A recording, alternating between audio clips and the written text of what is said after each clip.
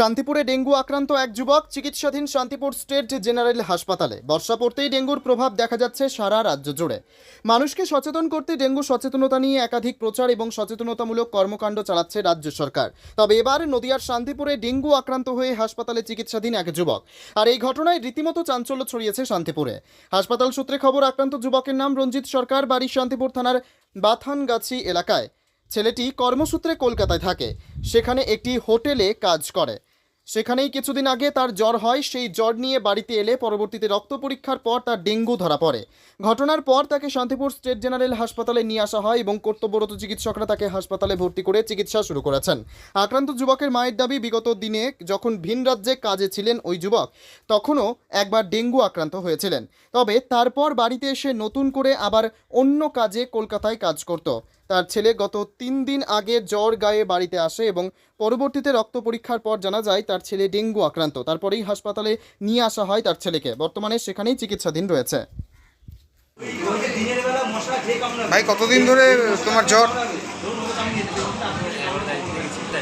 কতদিন ধরে জ্বর?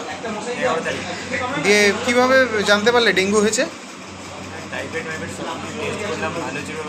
তো আমরা এক্সট্রা করে যখন ডেঙ্গু পরীক্ষা করলাম তখন আতঙ্কিত আছো নাকি?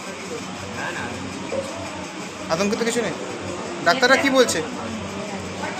ডাক্তাররা তো ট্রিটমেন্ট এখন শারীরিক মানে কি কি অসুবিধা দেখা যাচ্ছে? শুধু একটা হচ্ছে, মানে ঘাড়ে ব্যথা করছে আমার বলতে গেলে। আর আপনাকে বলতে আচ্ছা, শারীরিক কোনো দুর্বলতা?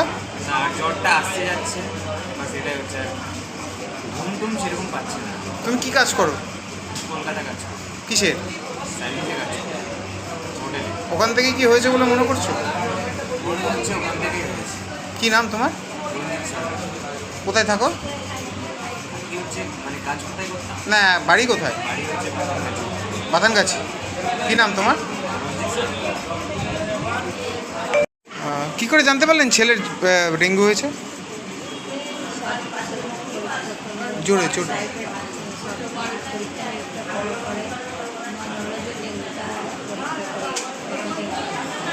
এখন কেমন আছে ছেলে?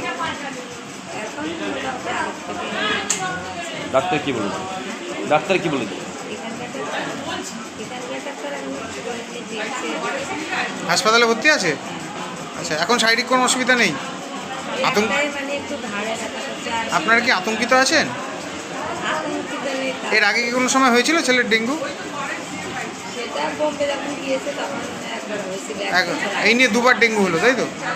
কি মনে করছেন এই অপরিষ্কার জায়গার জন্য এরকম ঘটনা ঘটছে বারবার? হ্যাঁ, মানে অপরিষ্কার জায়গাতেই তো মশাগুলো হয়, জল জমা জায়গাতে, সেখান থেকে হয়েছে মনে করছেন? কি নাম আপনার? বাড়ি কোথায়? বাথানগাছি, শান্তিপুর। কি নাম?